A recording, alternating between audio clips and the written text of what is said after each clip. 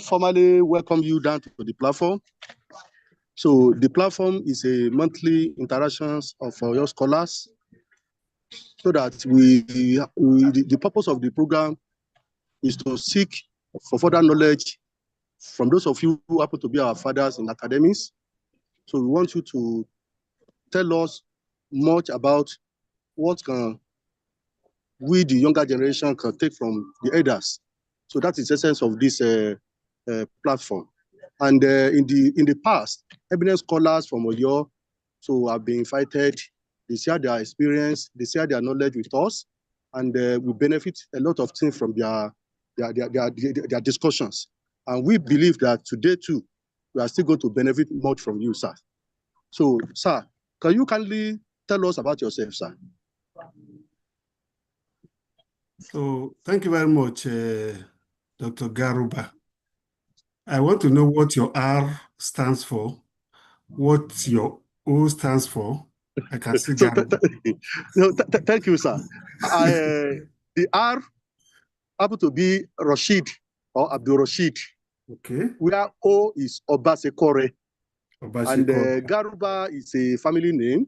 Yeah. And Rashid Obasekore Garuba is from Area Agualakpene compound. Oh, great. In Nakpene, in Oyo East local government area of Oyo State. Okay. He's presently a senior lecturer in the Department of Political Science Education at the Emmanuel Allen University of Education, sir. Then you must know me very well. I know you, sir. That's good. That is very good. So I know you, you know why I asked for that? I have one. Okay, sir. I will call it bad habit or whatever you want to call it. I prefer calling people by their first name.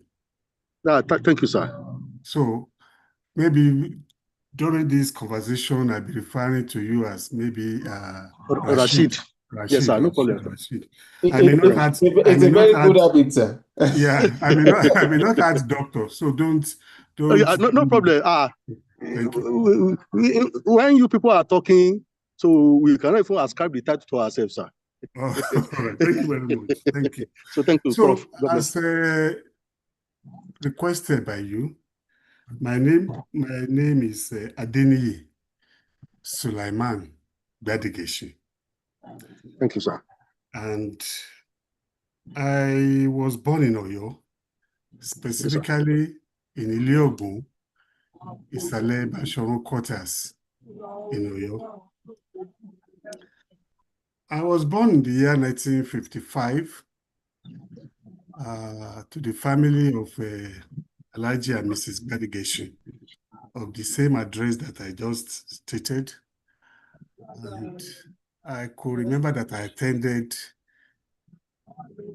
my primary school, my secondary school, my higher school certificate, everything in Oyo, which means that if by that time there was a university in Oyo, I will have had my university education in Oyo.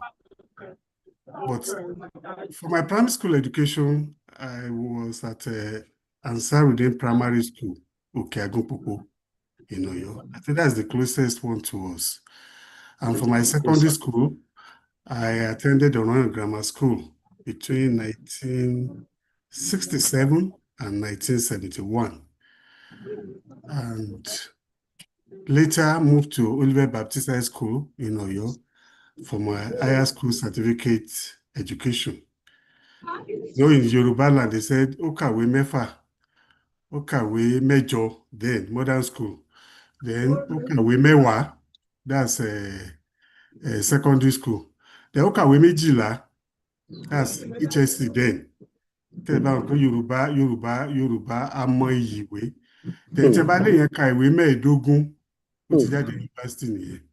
Lẹ́yìn yẹn mi máa yẹ bí ẹ ṣe ń ka ìyókù ti masters and PhD. We have a 6334 system now, sir. So àwọn oríṣiríṣi ìwé tí mo kà ni mo sọ yẹn. So and immediately after my university education, I served the compulsory NYSC National Youth Service Corps year at in Bauchi State, specifically at Bauchi Teachers College for my primary assignment. But then something happened. I was now we deployed to Azare. They just established a new college of education was just established in Azare. Then I don't know where Azare is now, whether it's still in Bauchi or in Gombe. It's still in Bauchi State. Still in Bauchi State. So I was shuttling between Bauchi, teaching in Bauchi Teachers College during the week between Monday and Thursday, and then they will come and pick me from Azare to come and teach the NC students.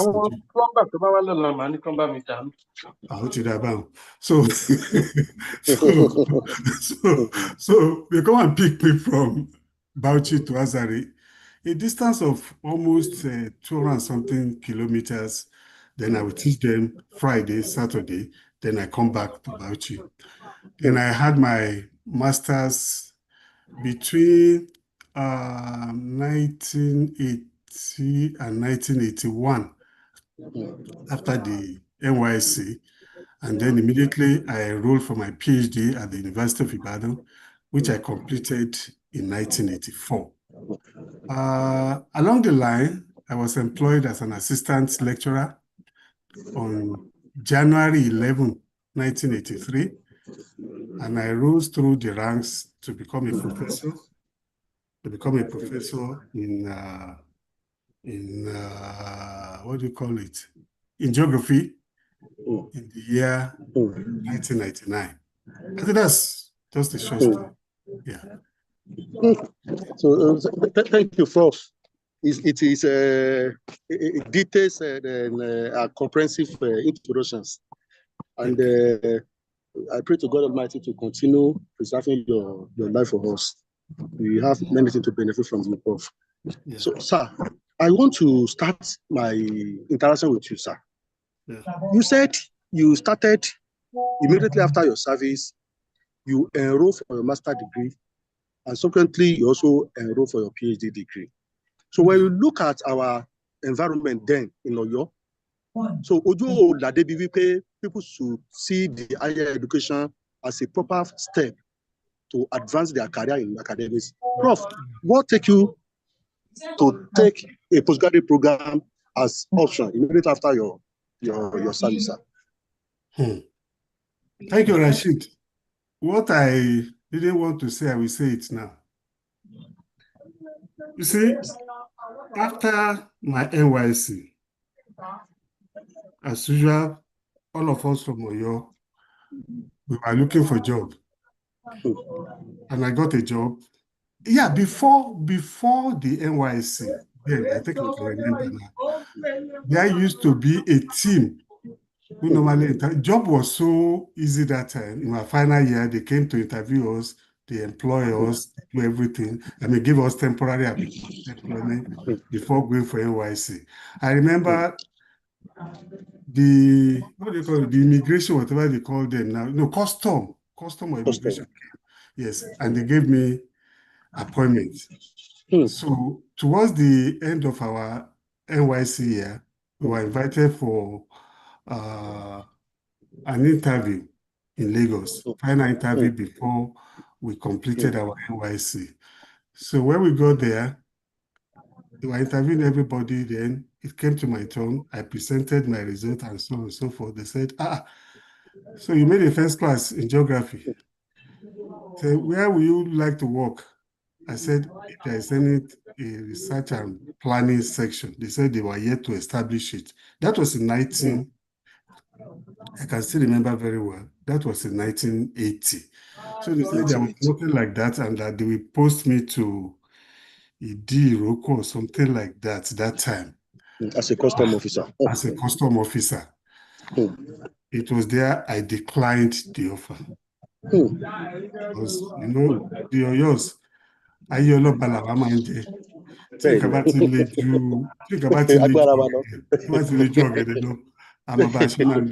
honestly, that decision I took that time, I have no regrets. So I came back to Ibadan, and you know, the prayer was on me. My younger ones were also growing, so I have to take a teaching job with Oyo Teaching Schools Board then, Oyo Schools Board, Oyo State Schools Board that time, and I was posted to Lagelu Grammar School. at Lagelu Grammar School, I met some senior colleagues who were teaching geography. So I was asked to be teaching integrated science when the principal discovered that my geography was not in the social sciences, but because I had a combination of some chemistry courses and botany, zoology courses in my transcript. So he said I should be teaching integrated science in Form 1. So that gave me the opportunity. So the Form 1 students, very lively guys. They are big people now. One of them, I think, no, this one was in Form 4 then. Ayo Salami, the first vice chancellor of Technical University, now Abiola Ajimabi Technical University in Ibadan, was one of my students in Lagelu Grammar School. So I had enough time. I just decided, I said, let me try this master's degree. If the form is still available. So I approached my supervisor, Professor Olusegun Areola, who said, where have you been? We have been looking for you. In fact, we have a scholarship for you for this, your master's degree. So straight, he took me to the PG school. I collected the form and then filled the form. And I was waiting for admission. So I remembered 5 of us applied that year. I made the first class. There were two ones and then 3 2. So unfortunately, they gave admission to all the 2 ones and the 2, and I was not given admission.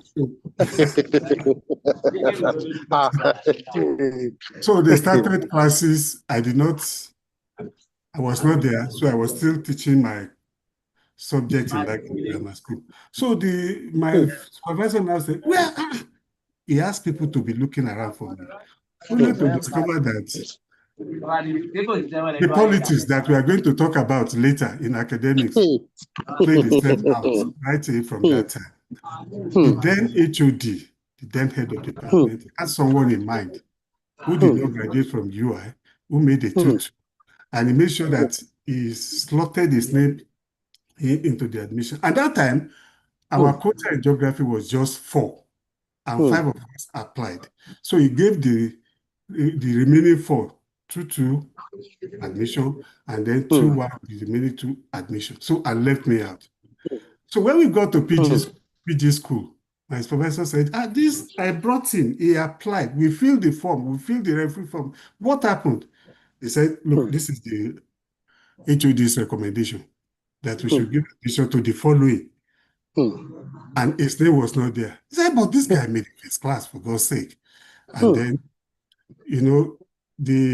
my supervisor now said, look, I think you have to increase the quota by 1 to make 5. Because how do you defend this? How do you defend this? Those who had lower classes than him, you gave them admission.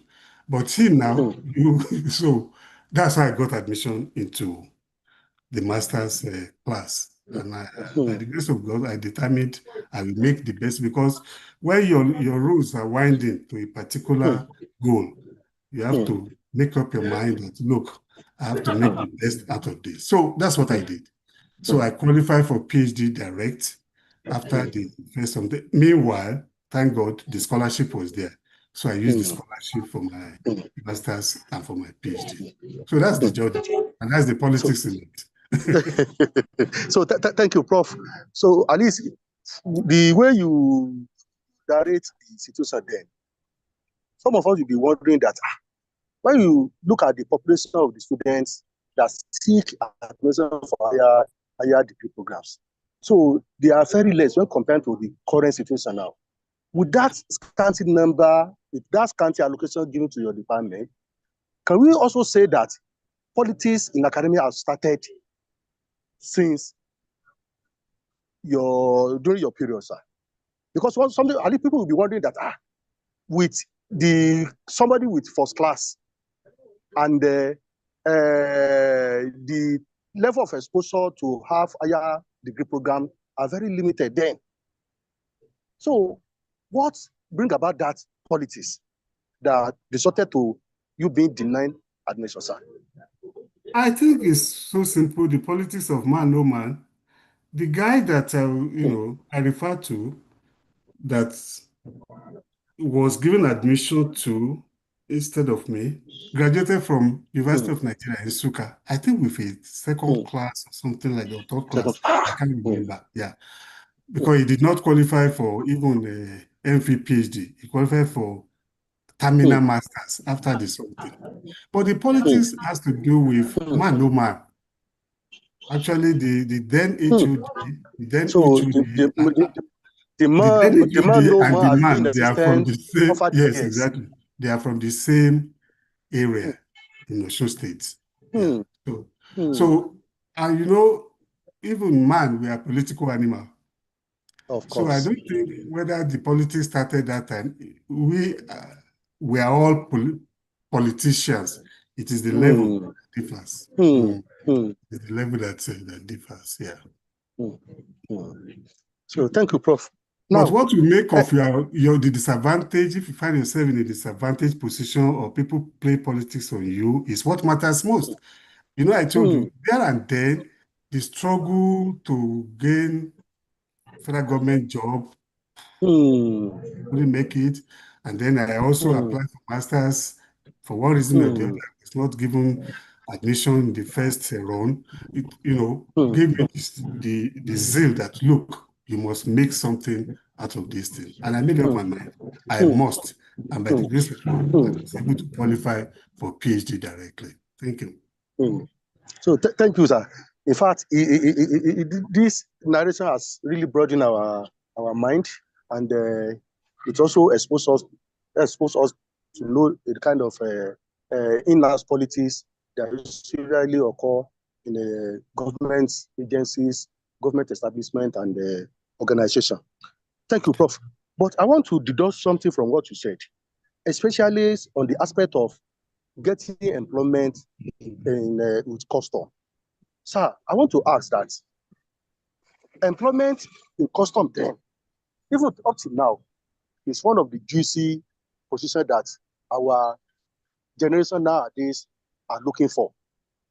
And you got that in a platter of gold, and you decided to quit the job for academia. What motivates you to take that decision and make academic as your professor, sir? As you rightly pointed out, everything was based on merit with federal government job there, because they are looking for people to fill in positions, and it was not based on ethnicity, religion, or your state of origin that time. So they came even before we completed our first degree in UI. They have interviewed us, and they found me appointable. And I remember a guy in political science that died early this year. We were interviewed together. He took up the appointment. And when I was on my PhD in UI, he came. If you see the way this guy was glowing in his uniform, the way he was glowing, because I think he died early this year. If you see the way he was glowing, he met me in the postgraduate room in the Faculty of the Social Sciences there. He said, "Nee, we told you to come to custom, you refused. So you see yourself now. See yourself in jeans. See me." I said, well, that time, my something was, I want something that will make me happy. I want a job that will make me happy. I wanted a job that will make me happy. I wanted a job that is challenging. That time, custom was not challenging to me. That God be the glory, Prof.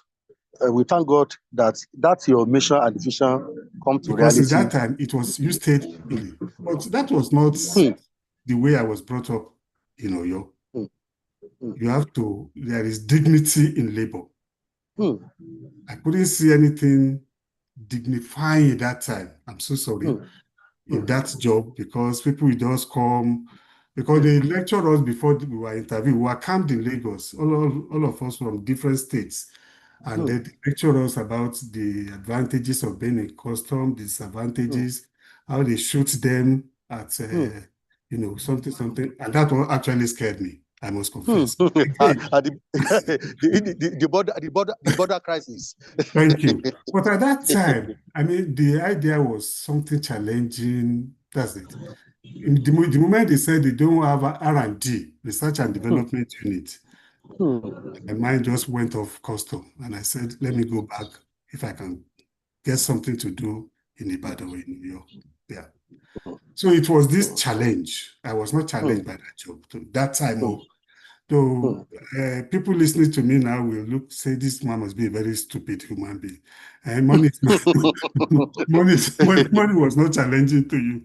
But in Nigeria, I don't think money meant so much. People will go abroad, go and study. And as soon as they drop their thesis like this and they defended, they will run back to Nigeria because Naira was stronger than either pound sterling or dollar that time. So, what is money?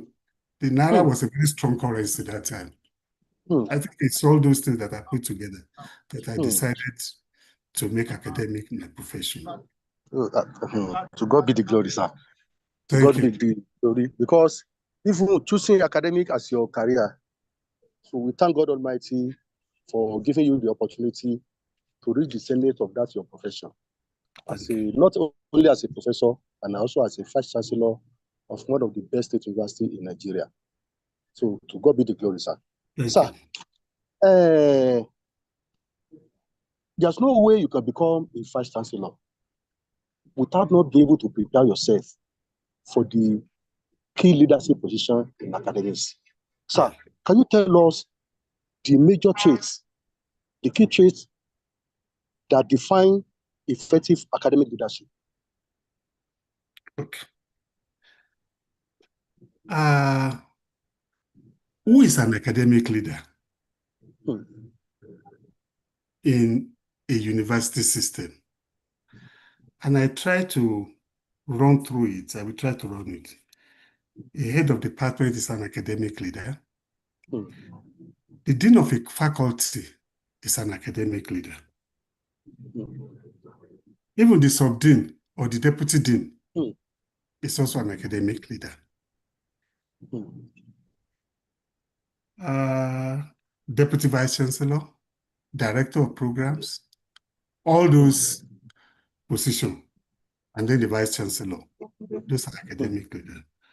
So the question is, what makes you an academic leader? The first thing that I know is that you must have a very strong and also not only have it, but be able to maintain. Take note of those two words. You must have it and you must maintain it. A very strong scholarly and teaching contributions. In the university system, in fact, by the time I joined in 1983, the belief was you either publish or you perish. That was the slogan then. I don't know whether they still have that slogan now. Because we still have it. But it depends on the type of publication and so on and so forth. Not only that, you must also be able to lead by example in research, in publishing. Because where you publish, the type of research you carry out makes you a leader in that our profession. Secondly, you must be a model a model of honesty. Because in publishing, honesty in reporting or disseminating the information of your research is very crucial. I've known some colleagues that died because of dishonesty in their publication. I used to have a colleague in OAU, Ilefe, who is always publishing in frontline journals. what we call the high impact journals now. And everybody was so impressed that, this man was very hardworking.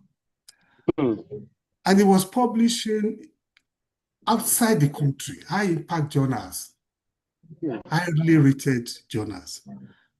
Then one day, I think one of the editors just got one. Where are all this data coming from? And what are the facilities available in this OAU? So I think there was a conference and they decided to come, and they decided to visit some of the sites where he collected his data. This is a true life story. Unfortunately, they just say, let's go to one of these sites and then see what happened.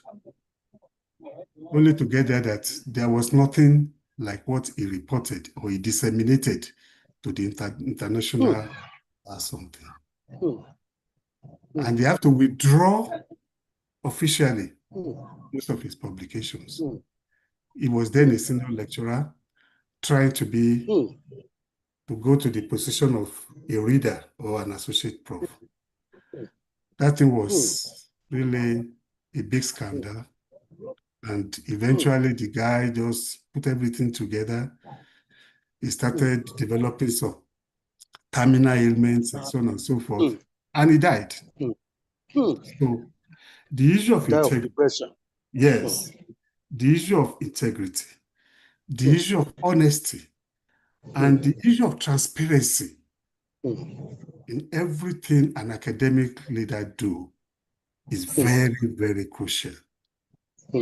Because it's so easy to check up what we are doing.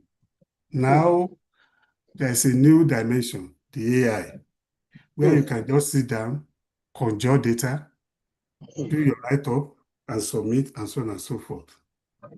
So an academic leader must be very careful. If you want to be an academic leader, you must be honest, you must be hardworking, you must be transparent. Not only that, an academic leader must be able to bring people together. He must be able to foster teamwork, either at the departmental level or at the interdisciplinary level. That is what makes a leader in academics. It makes people see you as a leader. Because you don't just match blue like that. No, it is a gradual something. From your first publication through other publications, people know that, this guy is consistent. And a star is about to be born, or a leader is about to be born. So, and then you also, as an academic leader, you must be able to promote diversity. You must also be able to be inclusive in whatever you do and bring up younger ones. So I think those look to me as traits of an academic leader. But more importantly, a leader must be able to motivate and support younger colleagues. Thank you very much. So thank you, Prof. So a leader is able to motivate the younger colleagues. So that is what we call, what you train us to be, mentorship. Yes, exactly. But Prof, I want to take a question from where you start, especially on the aspect of the mentorship.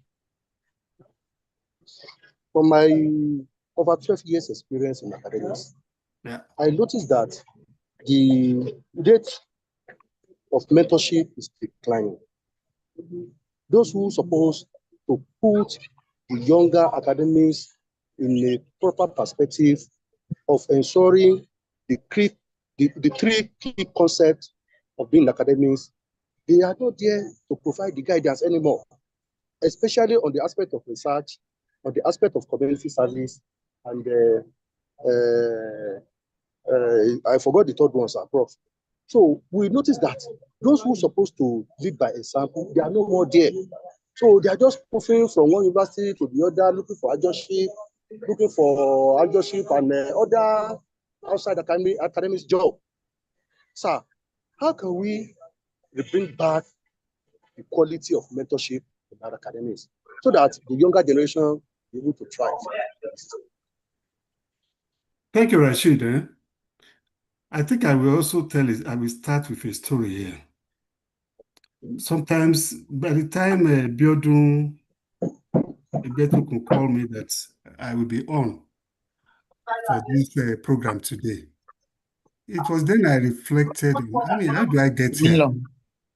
How do I get here from Oyo, from Isale Basharun, from Iliogun, and now you are now what God be the glory, sir. you are now what you are. You know, it was then I remembered when I was employed as an assistant. So, Dr. Betokun, please help us to ask the people to move their mic. So, please. So I remember when I was employed on Friday, January 11, 1983, as an assistant lecturer after interviewing me, after the interview. The following week, I was then a postgraduate student. So I didn't know that I was no longer a postgraduate, but a staff of the department. A staff in the department. So the HOD then, Professor J.S. Oguntoyinbo, late, may so rest in peace.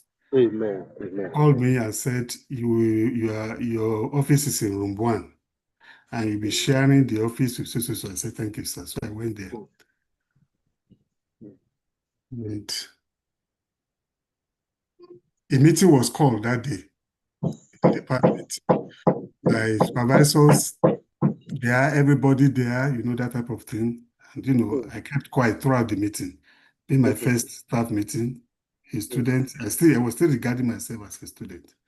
The following day, on a Tuesday, I just met a note on my table in room 1 from the HOD. He said, represent me at admission meeting in the Faculty of Science. I'm telling you this.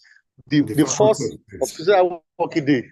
Exactly. I said admission meeting. He said, collect all necessary papers from the secretary in the office. So I went to the office and I collected the papers.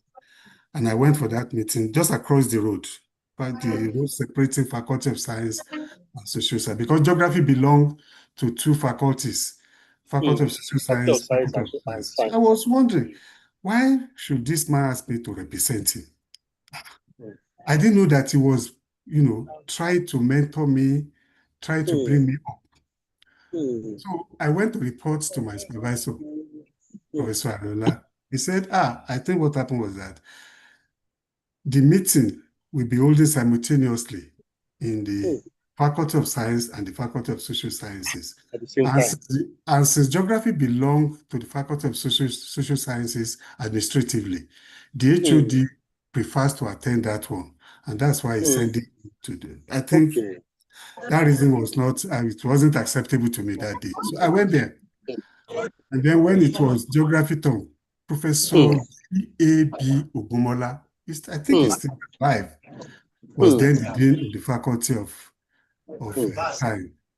When I entered, he said, young man, what are you doing here? I said, sir, representing the HOD geography. He said, when were you employed?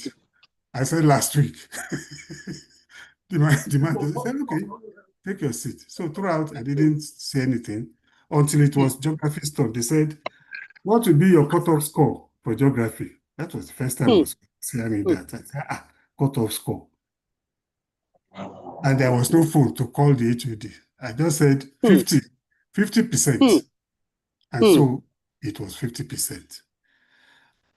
My brother, subsequent meetings, I developed this confidence.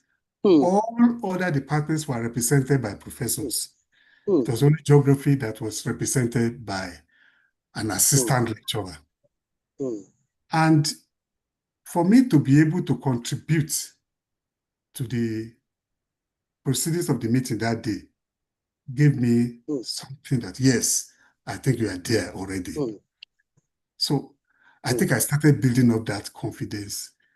The way the man exposed me to to everything in the university system, at the department, at the faculty, on governance processes, on decision-making structures, and the realities balancing competing institutional politics. It was there, that second week of my appointment, that I started gaining that something. Since then, Professor Oguntoyibo was not going for even any HOD's meeting in the Faculty of Science again. Always putting the notice of meeting on my door, and I was attending. So when another HOD took over from him, they just continued like that. So I was like a permanent representative in the Faculty of Science. Yes. Like a permanent, I'm telling you. And I started developing this boldness in the university governance system, the boldness in sitting with highly placed professors, the boldness in taking decision on behalf of the department started growing in me. So you are right. Boldness. You are right. Mentorship is very important. And senior faculty, senior faculty must be able to have confidence in younger colleagues and give them challenging duties. If I was not challenged the first week I assumed office, I'm not sure whether I will be where, because that thing made me so popular within UI. You know, if you are representing your department in admission, anything admission, they will say, go and meet Gbadigeshin. Go and meet Gbadigeshin. Even from VC, from DVC, go and meet Gbadigeshin in geography department. So there was this confidence. As if that wasn't enough, when my Egbon, the DVC then, now the chairman of the governing council of Alayade University of Education. Yes. You know, I got to know Professor Ogunkole right away from Orion Grammar School. And I didn't know that I was looking at the room with it. The only thing that time was that Professor Ogunkole was, when we were in Form 1, Professor Ogunkole was the health prefect. Always neatly dressed, white over blue. Oh my God. You would just like to emulate this. I'm happy that Professor Riola is in the house now. We were together in class 1 that time. And we both, the three of us, Professor Riola, myself, and Professor Gule, were in the same house, Afolabi house that time. It was like a role model. The day Professor Ogunkole discovered that I was in the teaching, I was in UI as a lecturer. It was then in agronomy and then in geography, although he's still in agronomy as an emeritus professor. He called me and told me his history from NIFO to UI and so on and so forth, teaching me the politics of everything, you know, that type of thing. And when he was made the DVC, guess what? The first thing he did was to call that, Nigi, you will soon hear that I appointed you as the hall warden. Hall warden. Then later, hall master. So, you see, exactly. Everything is like tailored for me. It was then I started thanking God that I think I've chosen the right profession. I was well mentored, I must confess to you. I was well mentored by my senior colleagues, both administratively and academically. So I think we need to brainstorm. If mentoring is now disappearing in the academic system, I think we need to take a look at it and look at the reason why it is this, you know, is it about the economy? I mean, you said people are now jumping from one university to another. Because our salary can no longer take us home, you know, that type of thing. I don't know what the salary was there, because I know I started with 323 naira per month. as an assistant lecturer. I still have the pay slip with me. My first pay slip. So there must be something wrong along the line that people are no longer mentoring as they are supposed to be. But for those of us that time, honestly, we benefited from good mentorship. Thank you, Prof. Can we now trace that lack of good mentorship to declining academic culture for both leaders and those at lower status of academics? That's a very big question because there are so many things involved.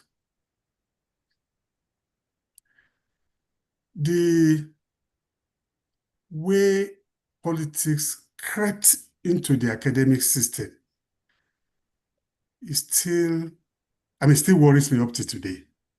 Because then, to become an head of department, you know when it is going to be your turn. It's by seniority. By seniority. Yes, by seniority. If this one serves, then this one will come in, then this one will come in. So it is about you are already sound academically. Your CV says a lot about you because you are the next in line. But these days that you have to introduce democracy into selecting HODs is a different thing. It's possible that a wrong person could be selected democratically. It is possible. And then this man no man type of situation in academics now is one of the reasons I can say is leading to this declining mentorship. I still remember that it's only the deanship election in a faculty. I know that one is by election. And but even I can still cite the example of the Faculty of the Social Sciences. We have a system that worked for us that time. To be a dean in the Faculty of the Social Sciences, you must have been the faculty representative in A&P, appointment and promotion, the central A&P. Yeah, the central A&P. And this is how it worked. The dean will be elected and the rep, A&P rep, will also be elected. So the A&P rep will follow the dean for 2 years, at least in our faculty of Social Sciences then, and study the governance structure, the proceedings in central A&P. So the next dean is known already. It is the one that has been going with the dean to the central A&P's meeting. That's the representative. So when Professor Adigun Agbaje, who later became a deputy vice chancellor at the University of Ibadan, was elected the dean, he more or less influenced my election as the representative in A&P. Take note of the politics. Take note of the friendship. Yeah, take note of the friendship. So I followed him for 2 years. So the day I was to be elected the dean of the Faculty of Social Sciences, because I served as the dean between 2005 and 2007, I was not even around at the meeting. I was in Calabar together with some colleagues. So, but it was just like, who is the next dean? I said, Gbadigeshin, approved. So, although it was by election, but modified election, because we wanted continuity that time and make sure that the faculties were represented. That's why the Faculty of the Social Sciences always lead another follow. Yeah, and we lead other faculties in Senate meetings, right from the University of Ibadan. And by the time I said this somewhere, people say, what do you mean by leading the other faculty? We set the pace and others follow because we had a system that was working for us that time. I mean, if I follow the dean for 2 years. Already I know the politics of at A&P board meeting. I know the structure, I know how it is governed. Even if I have a not too good case, I know how to manipulate play the politics, the boardroom politics to get my cases through. So it was working. But now I don't know how they do it again. Anybody can be doing now. So anything, I don't know, so many things have changed, but I think we can still have a reflection and make this work the way it used to work. And I think that's why most of these politicians, they hardly have regard for us now as academics. Because they look at us as if these are just opportunists that are poorly paid, and if you just give them a position, they will grab it immediately, all those types of things. But thank God. But that's how I was brought up. Everything was like on merit, planned, that type of thing. Yeah, some politics, but not too deep or the type of politics we play now. Thank you, sir. So thank you, Prof. Now, let me just quickly take you to this question before we go to the second segment of this event. I think you have assessed many PhD holders, and based on your experience as a senior professor, can you just compare those who aspire to be in the quality of those who aspire to be in academics today to the previous experience we have? Can you repeat that question, please?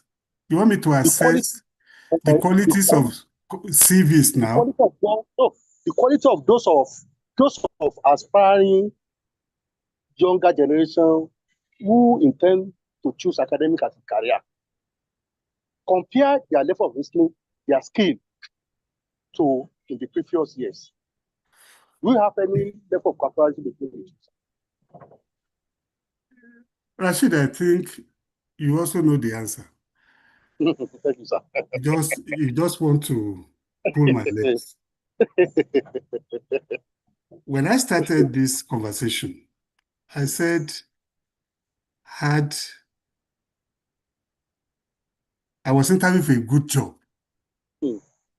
but the interest I have in academics, maybe, will I call it the interest? Yes, the interest I have in academics pushed me to the profession. Now, these days, I don't think people come to academics because they have interest in it as such.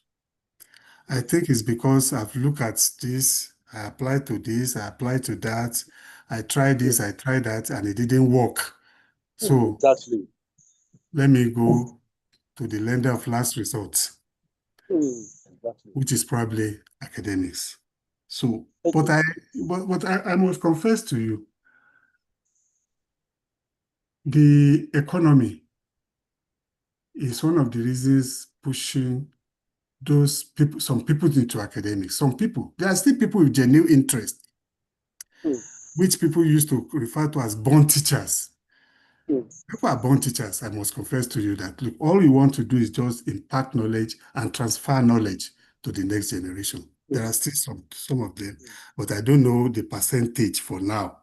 But that time, if you find anybody in academics, just know that the person have interest in it.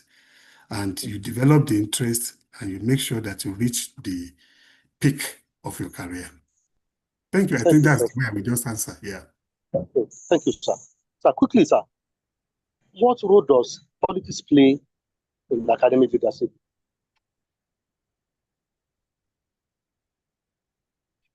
Thank you. Everywhere there's politics. In fact, we are all political animals. Yeah. And I told you, I gave you some instances. Even when I was employed as an assistant lecturer, one thing led to my employment, I remembered, and I can remember very well. While I was on my PhD, I got a job at the then Oyo State College of Education campus in Iwo. And I was always, yes, in Iwo. There used to be a campus. That was the campus of Oyo State College of Education in Iwo then. Yes. The headquarters was in Ilesha that time. Yeah. So, but they had a campus in Oyo, in Iwo, I think so. So, and immediately I started my PhD, I left the Oyo State Schools Board and concentrated on my PhD work. But then there was this search for people to come and lecture in the new campus of College of Education, and someone approached me. I said, okay, I can. So together with a colleague, one Dr. Shegun Ojo, he was my best man. So we went to the acting provost of the college, or deputy provost, they called them, and he gave us something. So we will go there first before I return to the laboratory to analyze my soils. I didn't know that my supervisor was noting all this. So one day he called me, why are you always coming to the laboratory so late? I said, I woke up late, blah, blah. I said, okay. Then one day they just said they want to, what do you call that, regularize our appointment because we are employed as like a part-time, no, not part-time, temporary appointment. We are given temporary appointment. Shegun, in the College of Education in Igbo. Shegun Ojo and I were given temporary appointment. So one day they just woke up, they said they wanted to regularize our appointment. So I said, well, no problem. So far it will not affect my research work in the afternoon stroke evening. So we went there, and then guess who was the consultant to regularize our appointment? It was one of my professors in UI. Yes. Luckily for us, we sighted his car driving in to the campus of Iwo. Immediately I alerted Shegun. I said, go and check. What's this man doing here today? And his office was more or less a stone throw from the laboratory where I used to work. So Shegun Jonah went to the office and he said, yes, the consultant to interview the geography teachers are here. He's here now. I said, what? From there, Rashid, we picked race and went straight to Ibadan. Straight to Ibadan. We did not attend that interview. We did not attend that interview. So the man came back and told my supervisor, I think this your boy is playing game. Because I play game, he has been here since morning. Since morning, working in the laboratory. He said, no, his name was called for interview. He did not appear. It was then my supervisor begged the HOD then that, please let us employ this guy as an assistant lecturer.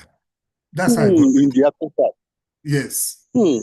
That at least he won't be running up and down again. That's how I got my job. So everybody, one time or the other, call it politics, no matter what. It's a form of politics. For my supervisor to walk up to the HOD, I said, I want this guy to be employed. It's because he has confidence in me. So the politics is everywhere. But the way we are playing the politics now, especially at the university level, worries everybody. Everybody, because even the way myself got to LAUTECH has to do with politics. Yeah. I mean, I may not be directly involved, but people may play the politics for you. But I've played the politics for you. There was this problem between PDP and the APC, whatever they call themselves now. Ajimabi succeeding, Akala, that type of thing.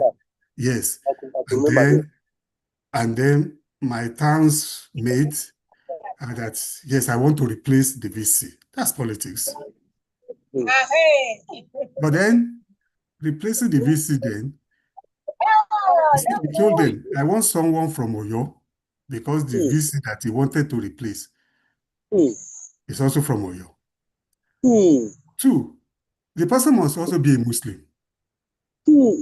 Just see now.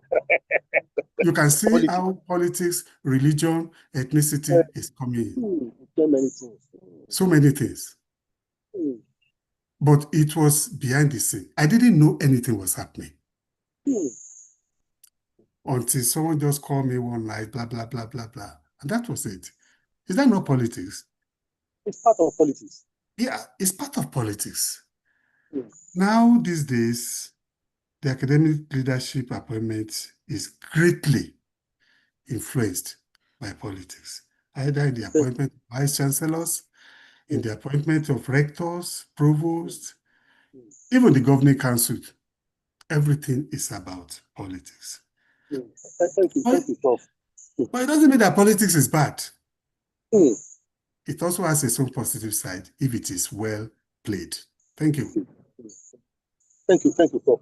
Before I proceed for the mini questions, I just want to hand over to the host to invite other colleagues who may have one question or another because of these interactions. So, Dr. Egbeto, come over to you. Dr. Egbeto. Yes, I am here. Thank you, Dr. Garuba. You can, in fact, moderate the question and answer session. I can help you identify people who have raised their hands. So, distinguished ladies and gentlemen, now is the time for us to ask questions. We have had a lot from our very erudite Baba, Professor Adeniyi Gbadegesin. If anyone has questions, please use the React icon on Zoom to raise your hand, and then would allow you to unmute and ask your question so that Baba can answer. We have about 29 minutes left to do that, so I would appreciate if we do that very quickly. I can see Anyo Kosho Ademola. Please unmute yourself and ask your question. And I would like us to go straight to the point so we can give more time to. Yeah. Good evening, sir. Good evening. I'm Mayako Shadimala by name. Then I want to appreciate guest lecturer for this in-conversation series. My question is,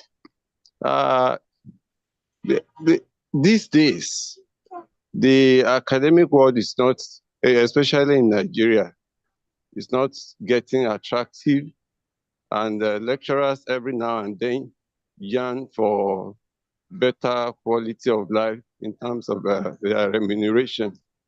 ASU is on the neck of the federal government to review their pay. And the agreement on ground is as old as having another agreement signed. And the body language of the political class is such that they are ready to fatten their purse at the detriment of the academic class. How do we get out of this wood so that there won't be incessant strike action in our university again? Thank you very much. Thank you. Do we take any other before I respond? Yes, I see another hand. If the question can be asked quickly so you can respond together. I don't know who is behind the name, but the name I can see is Elizabeth Ongorutoba. If you can just unmute and ask your question, please. Okay. We cannot hear you. Professor Oloruntoba, we can't hear you. You have to unmute yourself. Oh, Professor Oloruntoba. No, the microphone is unmuted. We just can't hear me anything. now? Yes, we can hear you now. Okay, thank you very much. Professor Badigashin, thank you for your presentation. I just have one brief question. During the course of your presentation, we attributed lack of mentorship to decline in the academic quality. I want you to help us by comparing your studentship days to the quality of students we have now and the level of their commitment, the academic quality, and dedication to duty, and then the way forward for the younger ones. Thank you very much. By way of introduction, Professor Badigashin was my senior in Orania Grammar School. I'm one of the first set of girls in Orania. Thank you. In fact, thank you very much, Prof. I think you just cleared up an important question, a small conversation that I held on our WhatsApp group the other day when somebody was asking about at what point did Orania, was it Olivet or Orania? I can't remember now. Orania Grammar School, yes. It was Orania Grammar School, yeah. Somebody was saying that it was always a boys' school. Boys' school, yes. And that at a point it became a girls' school. So we have found one of the whole old girls from Orania. Now we know for a fact. Thank you very much, man. Thank you. Professor Ogbadegeshin, sir, 2 questions for you. How do we navigate the complexities of the political system where the decision makers, the policy makers don't seem to care about the academic welfare of academics in the universities? And how would you compare the dedication and overall quality of students nowadays with students in your days in the context of the quality of mentorship? Thank you very much. Professor Lauren Otoba didn't introduce herself very well. And I will assist her. She didn't tell us that she was, she is the daughter of our principal in Orion Grammar School then. She is Nee Ogundari. And I think the second principal of Orion Grammar School is Mr. T.O. Ogundari, her father. So, Professor Otoba, you are welcomed. Thank you very much, Prof. Yes. The first set of girls in Orion Grammar School. Yes. And they behaved very well. And you see what I mean? They were good students, right away from Orion Grammar School, through the university education, and now a professor. And I don't think she's the only one that's a professor. I don't know. But I know that set was perhaps one of the best Orion Grammar School had. There was stiff competition between girls and boys that time.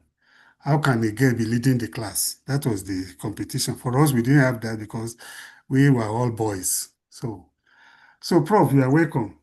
The quality of students. I don't know where you want me to start that comparison, because to gain admission to university that time, you have to go either through, what do you call it, preliminary examination. There's this exam they normally do, that they will do prelim exam. If you are qualified, if you score above certain grade during the exam, we used to do it in Trenchard Hall at the University of Ibadan. Everybody will come to Ibadan if you want to enter University of Ibadan, from the east, from the north, from the south, everywhere. You come and write the exam. And then you can imagine the whole lecture rooms in UI being occupied. And the lecturers were so committed, they will mark the scripts diligently and they select the best. And it is the best that will enter the university. If you could not come in through preliminary examination, then you have to come in through advanced level. Just to pass advanced level subjects that time, you must be disciplined yourself. No Colorado, no marijuana, nothing of such that time. If you want to gain admission to university, yes, you have to work hard. So the category of students we had that time were those who are dedicated to their academic work. extremely dedicated, and it's always a competition. Honestly, by the time I gained admission, I couldn't make it through that prelim exam because I tried twice or so. I couldn't make it until I now went to Olivet for my HSC. When I got to Olivet, I was able to make the 3 A-level papers or something like that, what they call it. I think it's always categorized A, B, C, D, E. I think I made a C, D, E or something like that. Very tough exam that time. Now, on gaining admission to UI, I'm just trying to tell this story to let you see the comparison. On gaining admission, my first year at the University by the Department of Geography was just like a child's play. Because everything we were taught in the first year, we've been taught by dedicated teachers in Olivet Baptist High School. I can still remember my geography teachers, the late Mr. Oshun, the late Mr. Adeyi. They were teaching us different physical geography, human geography, practical geography. When I got to UI, it was like a child's play. And that's another story that I want to tell. At the end of the first year, I was on top of the geography students, both in the Faculty of Science and Faculty of Social Sciences. And I was nominated for Cocoa Bursary Scholarship, which I used throughout my studentship as an undergraduate. So we were so committed and we were taught by good teachers. Nowadays, but again, that was before the emergence of private schools. That was before the emergence of private school. They were all public schools, and we were taught and brought up thoroughly with dignity, honesty, and transparency in everything we do. But you can imagine the number of private secondary schools now, even in Oyo. Let's just start. Let's start from Oyo. Let's start from Oyo. Didn't find next song in your contacts. So you can see you can see the number of private secondary schools. And these are money-making ventures, I'm sorry to say. They are money-making ventures. What is also happening that is disheartening now is that thing is now dovetailing into the number of private universities we have in Nigeria, just to combine Dr. Ayakosh's something too. So many private universities now, and I'm just praying that it will get to the level of private primary schools and private secondary schools now. Because it seems as if that's where the thing is going. And I was so perplexed and amazed when the Minister of Education came up and said they are suspending the establishment of federal universities for 7 years. And I asked myself, are you suspending the establishment of federal university or public universities? Because if you suspend federal, that means states can continue to establish universities. Most states have at least 3 universities now. Exactly, in our state. Most states in Nigeria, they have at least 3. You are not even suspending the establishment because we have to analyze the speech of the Minister of Education very well.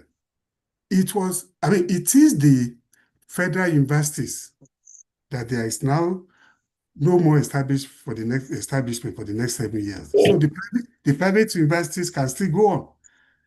We know of several private universities that you will get there, they will say, you must give this one first class, you must give this one first class on a cash and carry basis.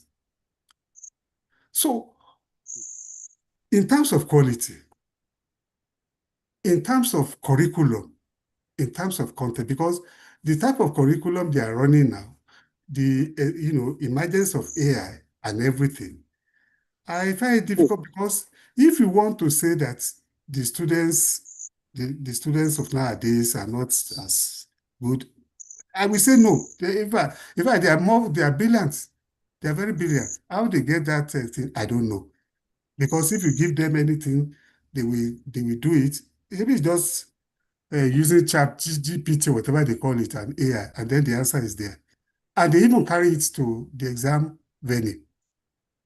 Even at the university level, I was watching a viral video of one lecturer in Niger Delta University punching a lady because he was looking at his phone to copy answers, that type of thing. In terms, it's so difficult. We have to redefine what we call quality. Quality is different from dedication, is different from honesty, but I look at it as a combination of all of those things. The students, academically, the students of nowadays, they are as good as those of us that have passed through that stage. But whether they are transparent in that quality, whether they are honest is what I don't know. But, I mean, the WAEC is there, the NECO is there, you have A1, A2, A3, whatever they call it now, they also have it. And that's what determines quality. It got to a time in UI that in our faculty, social sciences, we have to set up a research team, which then included the present Vice Chancellor of Himalaya and the University of Education. That they should now compare the JAMB score with the YS score and then with their performance at 100 level. The result we obtained, we sent it to the National Assembly. Whether they took it, that was what led to the emergence of post-UTME in Nigeria.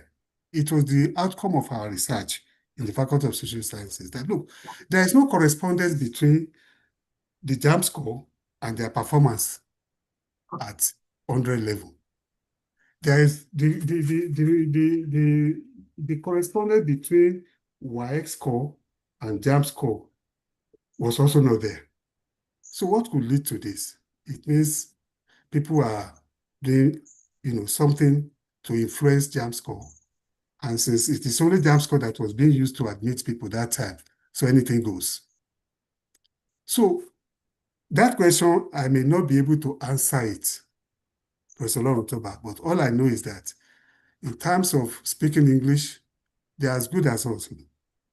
In terms of having A1, A2, A3, they're also as good as us. But the way they, obtain those grades is what I cannot say anything about. But I know that what they do as a student in the university now, we didn't do it. The best that we were doing that time was organizing Havana night, so on and so forth. Yes, not drinking, smoking this, smoking that, Colorado and everything. That type of thing. They hardly listen to you in the class now. Instead, they will be punching their phone. I don't know whether they are checking whether the lecturer is saying the right thing, but what they are checking may not, most of the time, don't have relevance with what the lecturer is probably teaching them. So it is very, very difficult. Mr. Anyakoshu, how do we avoid strikes? Honestly, ọ̀gẹ̀dẹ̀ ń bàjẹ́, àlò ń pọ́n ńlọrọ̀ Nigeria. I always look back. Do you know that Western Nigeria Television Service, we had television in Western Nigeria before France. France in Western Europe here. We had our television before then. Do you also know that the Muritala Mohammed Airport in Ikeja and the Schiphol Airport in Netherlands, they were constructed the same year by the same contractor? Look at the level in which Schiphol Airport is.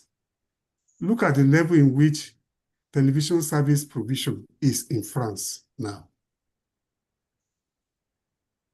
the government, maybe we played into government hands as academics.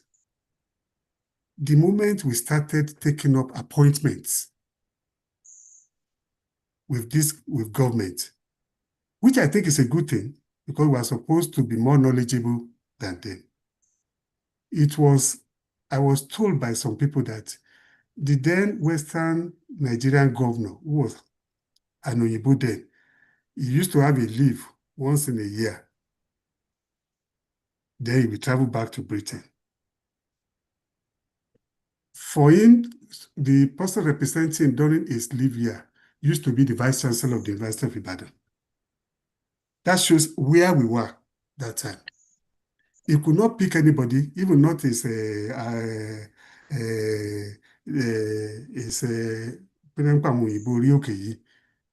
in different provinces. No, he won't pick them. He believes the most important person, yes, thank you. The most important person after him is the Vice Chancellor of the University of Ibadan. And then a professor was earning more than the permanent secretaries then. So I don't know what happened and at what stage we lost our glory. And unless we are deceiving ourselves, we just have to speak with one voice. When I joined the University of Ibadan in 1983, I met only one union in the university, comprising both academic and non-teaching. I met them, not academic and non, just one union. Because what the politicians are doing now, ASU is striving to improve our take home, do this. Other unions are keeping quiet now. And they used the other unions, they use them easily because 2027 is coming. We have started it now. We're asking, this salary is no longer taking us home. Do this, do that. They are keeping quiet. Immediately we are granted anything, they will start their own. Then the strike will start. So I think the university system we have played into the government's space, and they are now manipulating us the way they like. Part of the role of politics that I think is also happening now is that government may just decide to have favored universities at the expense of equity and equality. When Third Fund was established, most universities in the northern part of this country, they were receiving more allocation of resources than those in the south. Just go and look at those universities. So I think we still need to sit down as a union and make sure that we don't play into politicians' hands, because they manipulate us, they do everything, they do anything. And the way the governance these days is with impunity. It is with impunity that, there's nothing they can do. They will appoint a vice chancellor today and remove him tomorrow. And they will say they made a mistake. You will put in the advert a minimum of 10 years experience as a professor. Then you appoint someone with just 2 years. How do you explain that? And no matter how the number of noise we make as academic staff in your university, nobody listens to us. But if they now want to calm us down, they pick one of us, come and occupy this position, be the head of this agency, be this. We go there. So we need to be cohesive internally before we can fight the external force. Thank you very much. So thank you, Prof, for this comprehensive details and detailed explanation of all the questions. So in the light of this, I want to kindly invite Professor Sonkolade for his contribution. Hello, Professor Sonkolade. Thank you very much, Dr. Garba. It's just for me to thank our our mentor, our elder, Professor Adeni Gbadigeshi, for his generosity and his, his the insight that he has offered, today. I mean, I don't want to make any additional intervention in case anybody want to ask any final question. But I want to use the opportunity to just thank him specially because Prof is, one of those elders who stand by you, solidly behind the scene. Is somebody that any of us, who have been, leading this platform, we call at any time. He is always ready, to listen and to generously give his advice, and I just want to use the opportunity to thank him sincerely for that. He's very passionate and committed to what we are doing, and that is a great encouragement. Agbanyi Udalesa, thank you so much Thank you very much, Shehu. for support as always. Thanks. But, yeah, but I think that is what leadership is about. So that is the example that inspires. So it's not just the words, which are very deep and very insightful, but also the life, that he has lived and the example that he continues to give for us all. That I think I found and I find, particularly inspiring. So I mean, I don't know whether anybody still has any question to ask, but I suppose the one comment or question I may want to ask him is what is taught and advised about how we can progress as a community of scholars and how we can bring our collective expertise to bear, in practical terms, because I know you have been involved in a lot of community intervention and projects. So it's a two-part question there, but how can we, I mean, I got a message from one of our younger friends about a few weeks ago. I was still in holiday at the time. And they were asking me, they have, expertise in a particular subject area that the Maryland University is looking for lecturers. But it was the desperate plea, that had me concerned. This particular person, they don't have a PhD. He doesn't have a PhD. But he was asking how, I can assist him to use all influence possible because he's just 18 months away from completing his PhD. But the requirement that Maryland India has set is there is a minimum of PhD.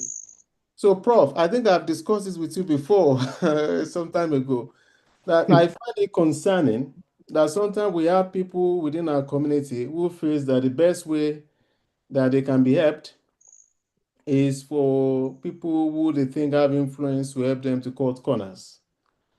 And I'm just quite concerned about that because you've talked to us about your story, your profile. You've had people that play politics on your behalf, but they were not cutting corners.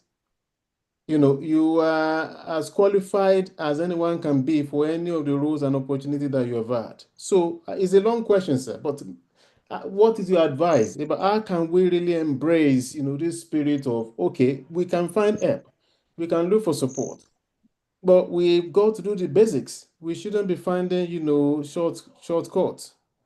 I think, it's something that continues to concerns me, and we do have people who then feel, that you don't want to help them. But the minimum has not been done.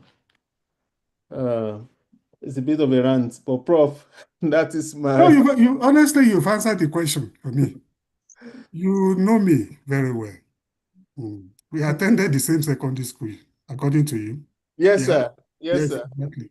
And you know what the type of discipline you were subjected to that time. Yeah. Honestly, for admission, as you rightly said, for master's degree, I was the most qualified, but they played politics. Yeah. For those candidates, my advice is let them go and complete their PhD. The university has set its minimum. It must be a PhD. And until our Egbon, Professor Ogunkole, sent that, I didn't know such a thing existed in Emmanuel Alliance. But he was generous enough. That is an advantage. That is a sort of politics. Posting it on your Scholars Congress. Others may not know. That's politics. Yeah. People from Oyo, please apply. That's the implication. But before you can apply, you must satisfy the minimum requirement. Honestly, I cannot joke with it. If you don't have PhD, you don't have any business applying. The only thing we can do now is let us encourage our people. There are so many universities running PhD programs now, both at home and abroad. So, and you can always manage your time. You know, I told you I managed my time when I was teaching Lagilu Grammar School. Later, your campus, Iwo campus of College of Education. I was able to manage my time until I was almost caught trying to play game. So, you know, people should just manage their time and make sure that they obtain the minimum. Like this on our soil. If someone from my area applies and has the minimum qualification, of course, I will shaya bangba. I will go there and talk to the Vice Chancellor, please. So let us satisfy the minimum requirement first, then we can proceed. Thank you very much. Thank you so very much, sir, for your intervention. I thought it's important to get your the weight of your elderly voice on this matter, so that people now you have helped a lot of people. Baba Ogunkole has helped a lot of people, you know, in very big way, as long as they have the qualification. I think the challenge we have to take on, Dr. Gbetokun and other Oyo Scholars Congress leaders on the platform, is to find out what do we need to do to support our PhD candidates. Yes. Those who are PhD candidates in our group, what can we do specifically? We need to have a specific program of intervention to support them, to accelerate their progress, you know, whether they need, you know, support with, you know, training, methods, and all of the other stuff, and the support that will keep them motivated as well, so that we can get more people over the line. I think that is the direction, that should be the direction of our intervention, not to try to call, you know, Professor. No, we can't cut corner, Shame. We can't cut corner. Yeah. It's a competitive world. It's a competitive. Yes, so we don't want anybody to be bothering Baba. Please help us call Professor Olaniyi that they should appoint me if you don't have the minimum qualification. So I think that is sort of the message. But thank you so very much, sir. Dr. Gbetokun, there are still two people raising their hands. Somebody has put a comment in the chat, and this is already 7:32. In fact, I'm wondering, you know, what I'm going to do. I'm just going to overrule the hand raiser. That's Mr. Anyokosho, because he had the floor once before. God bless you, because I have an appointment at 11. At 12, and sorry, at 1, and it's about 30 minutes from where I am. Yes, I will like to make a comment. But you have to be very brief so that we will just also give me 2 minutes. I'll be done. Okay, I think because Ambassador Mustafa, you posted your comments, your message on the chat a while ago. So we give you a word, and then Dr. Gbetokun will round off. Okay, thank you very much for giving me the floor and for allowing me to participate in this discussion. I am not an academician, and truly I'm not supposed to be here, but because I was invited, and I thank Professor Badigeshi for his presentation, which I like very, very much. An academician is a leader within the academic community, but it's not limited to that.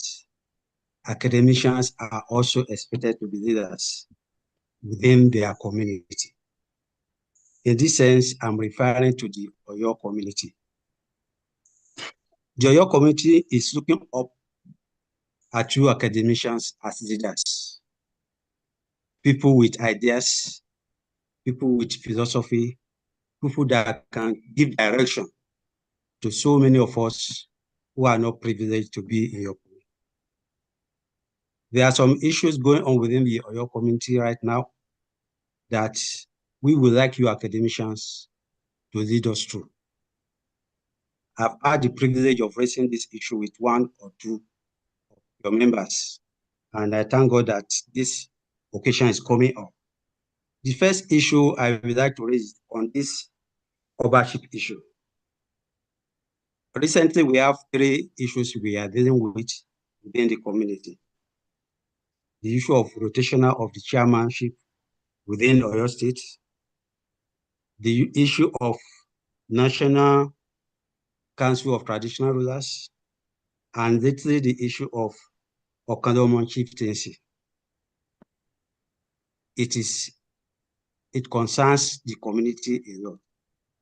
And I feel, and a lot of people have talked to feel that your scholars should be able to lead us that on those issues.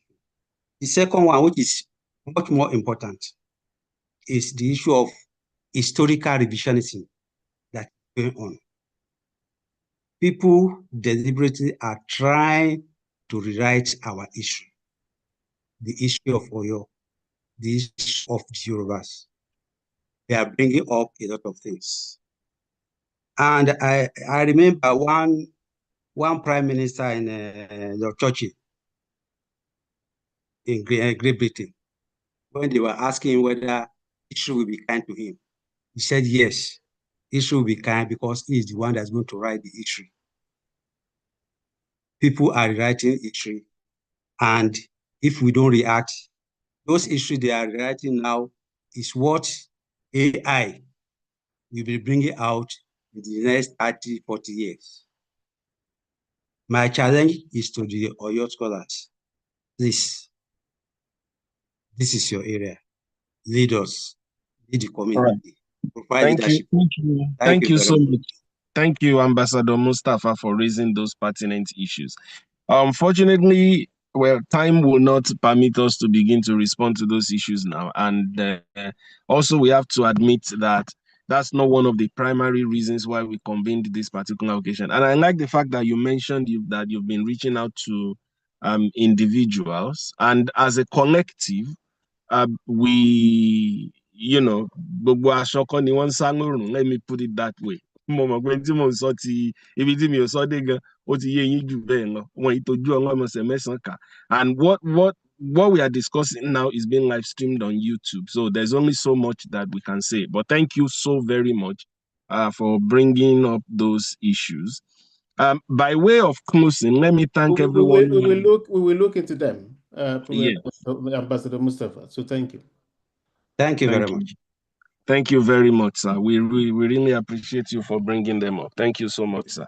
So thank you so very much, Baba Gbadegeshin, for your generosity, for your time tonight. We've really learned so much from you. Amari Yibao, Agbayin Yo Danle, Eunidagbaya. And thank you so much, Dr. Garuba, for the very wonderful engagement with Baba. The way you have brought out the richness of his wisdom is very, very impressive. You can be sure that I will come knocking on your door again anytime, sometime soon. And thank you so much, Professor Kolade, for always indulging us. Thank you so much, distinguished ladies and gentlemen, for your time this evening, and I wish you a very nice weekend. We look forward to another interesting episode in September. We will share the details via the usual channels. Thank you and have a nice evening. So thank